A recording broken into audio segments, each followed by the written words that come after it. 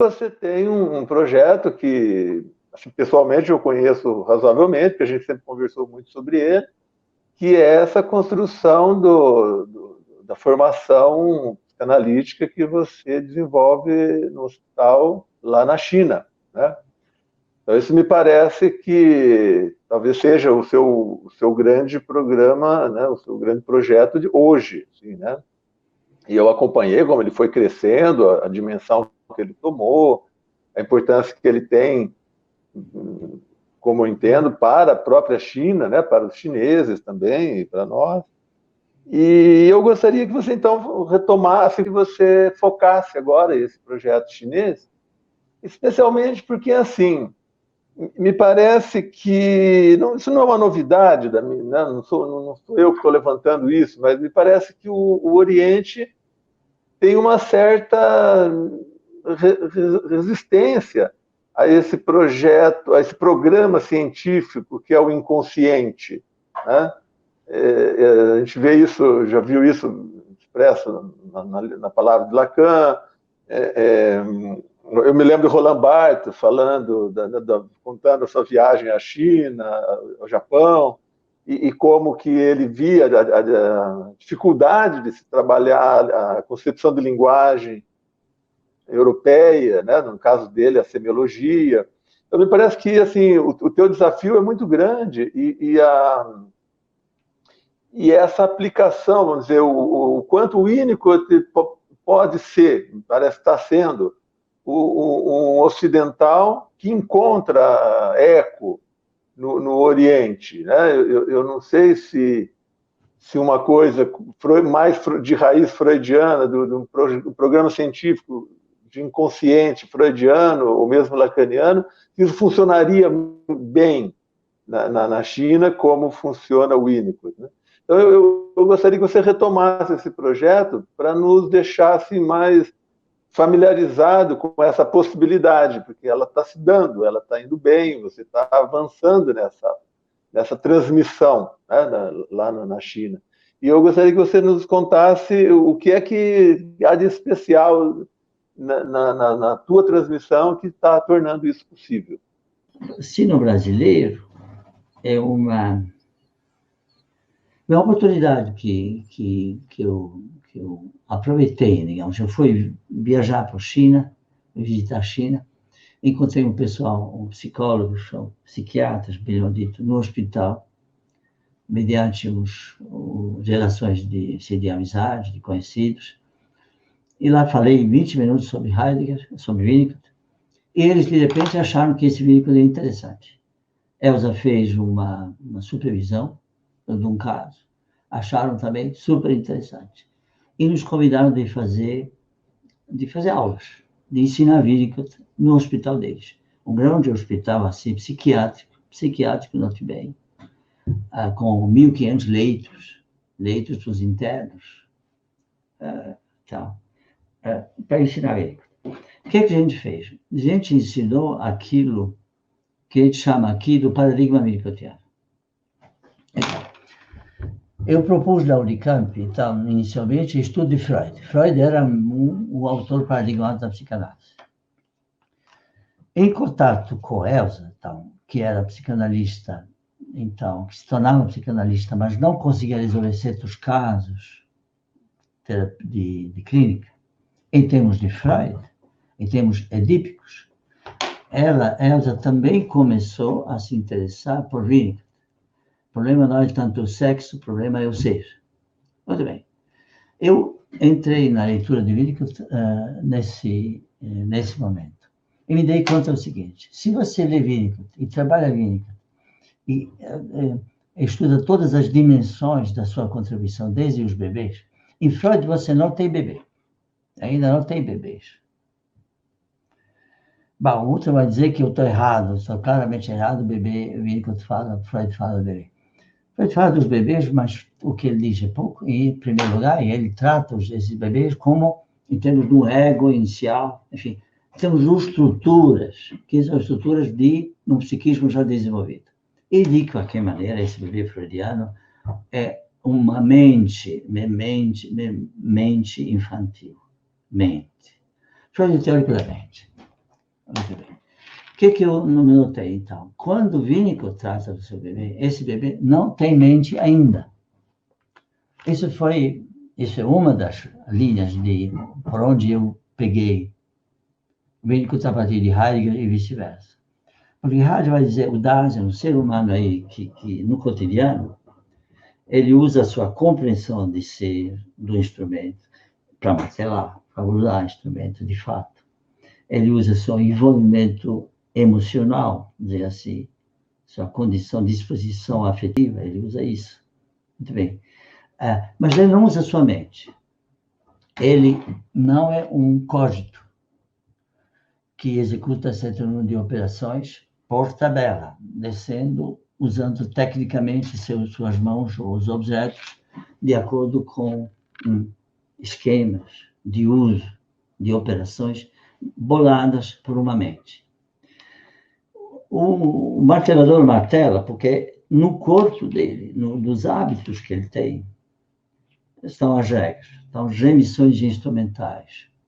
Ele incorporou, estou estendendo um pouco Heidegger, o modo de falar, o modo de fazer as coisas. E Winnicott isso fica absolutamente dominante. O bebê, quando mama, ou quando está no colo, ou quando dorme, ou quando chora, ou quando reclama disso, daquilo, e depois, quando ele faz alguma coisa para essa mãe, ele não segue regras mentais, nem regras morais, nem regras propriamente intelectuais. Ele não tem entendimento kantiano desenvolvido ainda, nem tem razão kantiana com as ideias e coisas tal. Ele tem modos de relacionamento, modos de estar com, de se relacionar efetivamente para continuar existindo. Ele existe operando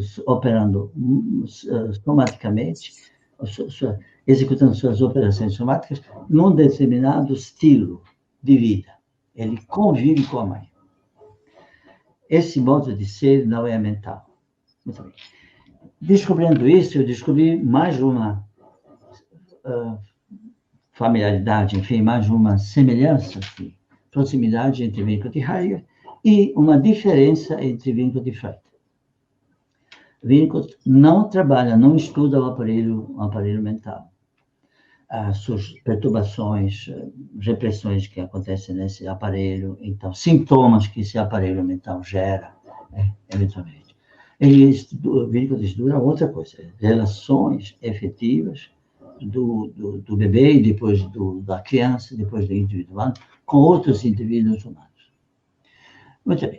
Com isso, aconteceu, fizemos uma série de estudos aqui no Brasil, mostrando que, então, Winnicott refez a psicanálise, criando um novo paradigma na psicanálise, onde a mente não é mais o central, onde desenvolvimento sexual não é mais o carro-chefe, o carro-chefe é o processo de amadurecimento que começa lá na barriga da mãe cristal, que foi também pega o trem só lá na frente.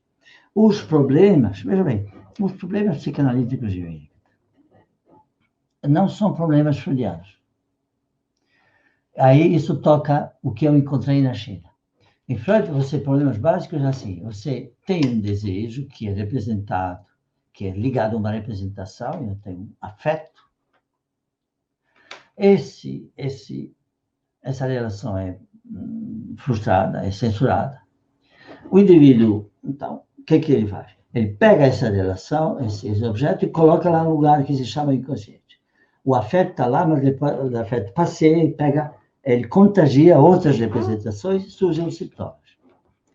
Isso são processos mentais inconscientes. Esse organograma foi a grande glória que Freud produziu. Nós demos conta, então, que esse inconsciente psíquico, mental, com representações, não é aquilo que o Winnicott trabalha. Se um bebê não tem uma relação boa com a mãe, o que significa isso? Confiança. Ela sente segurança. Essa mãe não é previsível.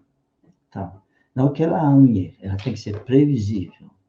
Ela tem que ser de confiança. Ela tem que dar estabilidade. Ela tem que dar segurança. Ela tem que estar lá para assegurar a continuidade do funcionamento dele, somático, note bem, e relacionamento com essa mãe. ele pode ser dependente dessa mãe. A criança precisa depender do seu ambiente. Bebê, mãe, e assim vai para diante. Muito bem. Essa relação de dependência, então, pode não ser atendida. Necessidade de dependência pode não ser atendida. Quando isso acontece, o bebê ou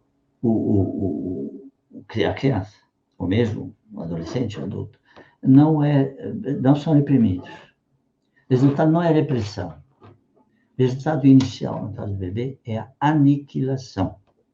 O bebê não consegue mais existir, não consegue mais se relacionar. Ele perde o apetite, ele fica anoréxico, ele não busca mais essa mãe, papapá cristal. Ele não consegue existir. Isso que é interessante. Tem uns desafortunados que não conseguem nem começar a se relacionar. Tão ruim que era a relação com o ambiente. Então, eles não sabem disso. Quando chega um psicótico com essa carga nas costas, ele não vai dizer, doutor, enfim, meu caro analista, olha, eu tive uma privação muito precoce de dar no colo da mãe. Eu não diz isso, não sabe disso. Os freudianos não sabem disso, os lacanianos tampouco não sabem. Não sabem. Isso só Winnicott sabe porque ele estudou bebê. Bom, então ele não vai dizer isso. Existe o inconsciente, então, que não é inconsciente freudiano, não é inconsciente reprimido, que é inconsciente de que eu chamo de não acontecido. E Freud, o inconsciente é constituído daquilo que aconteceu, mas não devia. Que história é essa, você querer sua cunhada, assim, tal? Não deve, agora aconteceu. Então, vamos lá, você vai ter que renunciar. Tem desejo, vai ter que renunciar ao seu desejo. Lacan diz, não renuncie, seja como for. Winnicott diz, para você chegar a desejar, precisa percorrer muito caminho. No início, o bebê não deseja, ele precisa. Precisa, ele depende. Se essa dependência não for atendida, ele não vai desejar outra coisa, ou se reprimir. Não tem onde colocar, não tem representação ainda para reprimir. Ele vai se aniquilar, ele vai deixar de ir andando, de ir crescendo. Ele não cresce mais. Ele para, ele estanca. Ou até mesmo ele perde aquilo que adquiriu até esse momento. Esse inconsciente é o inconsciente da impotência, de que não aconteceu o que precisa. Ele não foi empoderado, o bebê, para existir. Para existir, inclusive, depois, e ter seus desejos sexuais e outros, de poder. Então, bom, o que eu descobri? Que você olhar no paradigma, o paradigma winnicottiano que a gente elaborou aqui, é muito diferente do de Freud. Muito bem. Aí a gente chegou na China e ensinou isso para o pessoal. E minha grande surpresa, sabe, é que, a propósito do inconsciente, que quando a gente falava da dependência do bebê da mãe, dependência do bebê da família, eles entendiam isso imediatamente. Eles entendiam imediatamente que a mãe pode não ser suficientemente boa. Por algum motivo, ele não é capaz de ter esse bebê. Por algum motivo, ele foi abandonado pelo marido. Ela só trabalha, não consegue cuidar desse bebê. A mãe não suficientemente boa, China está cheia desse tipo de mãe. Eles imediatamente reconheceram que, então, o problema básico, talvez, mais anterior, de qualquer maneira, no sentido mais fundamental, de seres humanos, é o problema de relacionamento, de dependência com o ambiente. Inicialmente materno e, em seguida, familiar. Foi por onde a gente conseguiu emplacar nosso vínculo, vou dizer. Não pela repressão de sexualidade. A repressão da sexualidade é uma questão bíblica. Sei lá, né? Cristã, certamente, também. Santo Agostinho queria ficar, ele é grande pecador, né? Até 30 anos, depois se arrependeu. Queria ficar monge lá no meio do deserto. Esse tipo de coisa vocês não têm. Você é um monge budista, monge taoísta, não reprime sua sexualidade, reprime sua vitalidade, ele não se envolve com o mundo, É muito diferente, muito diferente. Da repressão sexual, da sexualidade, cristianismo. Bom, isso é uma longa história. Então, na China, o problema de repressão da espiritualidade é óbvio, faz parte da vida social, mas o sensível mesmo não é o resultado dessa repressão que é o inconsciente. O sensível mesmo era a falha, descuido da família com o indivíduo, descuido da mãe com o Estado, descuido da corte imperial com os pobres camponeses. Descuido. Você vê uma coisa que a gente compreendeu rapidamente também. O movimento comunista na China. Isso agora ficou até objeto de uma luta ideológica esquisita que ninguém entende mais o que. O Mao teve grande sucesso porque estendeu a mão dos intelectuais, assim, dos políticos de esquerda, aos camponeses. Camponeses, tradicionalmente, são um grupo social imenso, estão na China, que ninguém cuidava dele, só o Tao cuidava deles. Ele, de repente, criou na China uma ideia que esses precisam de ajuda, interessantemente. Eles responderam maciçamente. Até hoje, na China, se acredita assim, no proletariado, no movimento assim, dos trabalhadores, coisa e tal. Tudo isso é ideia que vem do Ocidente, mas a ideia básica é que a corte imperial, o imperador, ou era nulo, ou era agressivo, totalmente descuidado.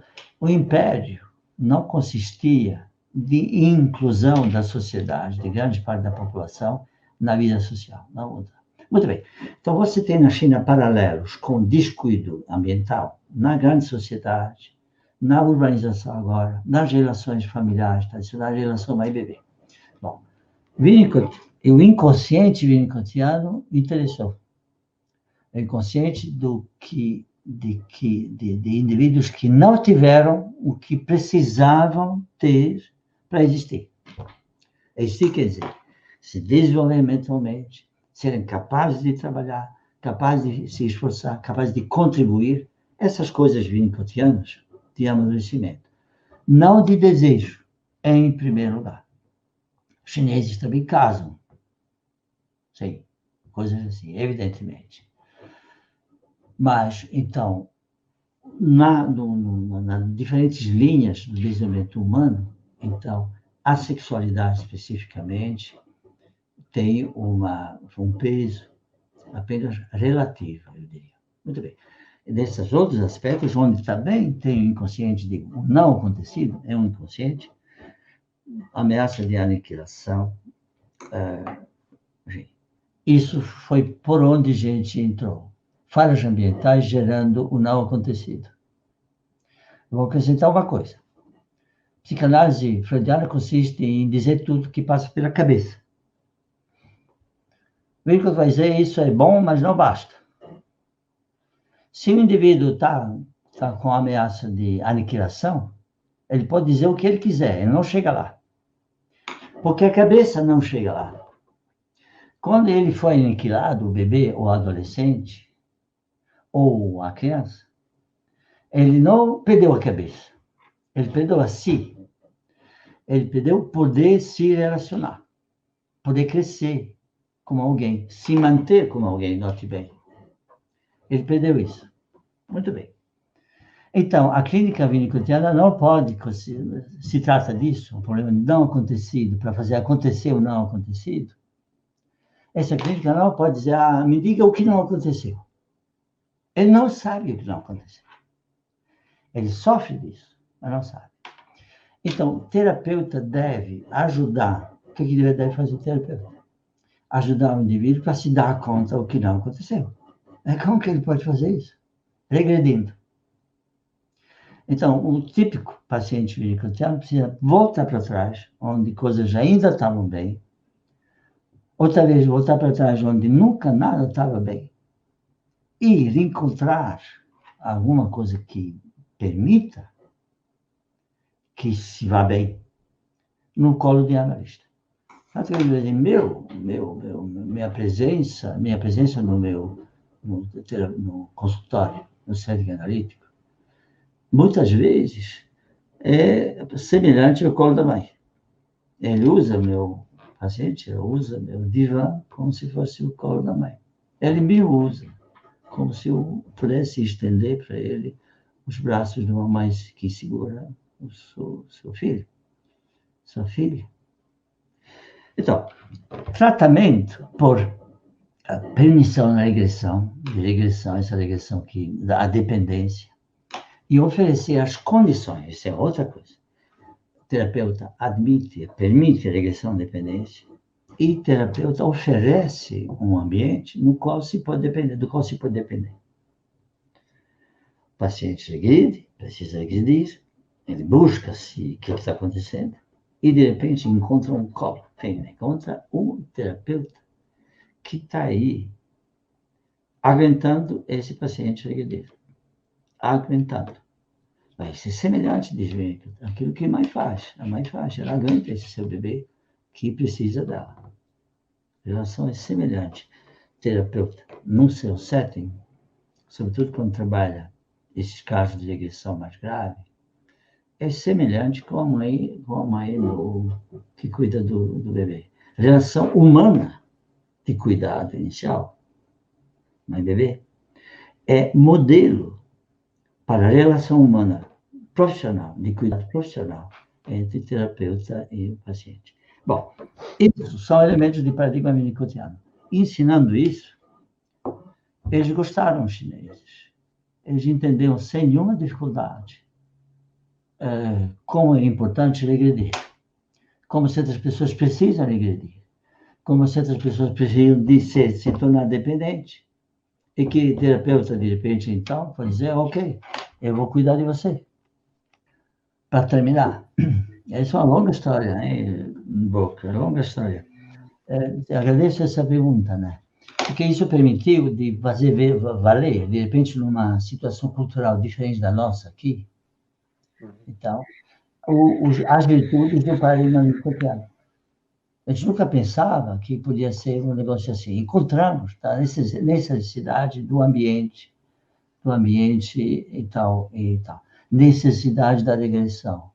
Então, as técnicas winnicottianas, de repente, ficaram, não digo obviedade, mas ficaram algo que fazia muito sentido.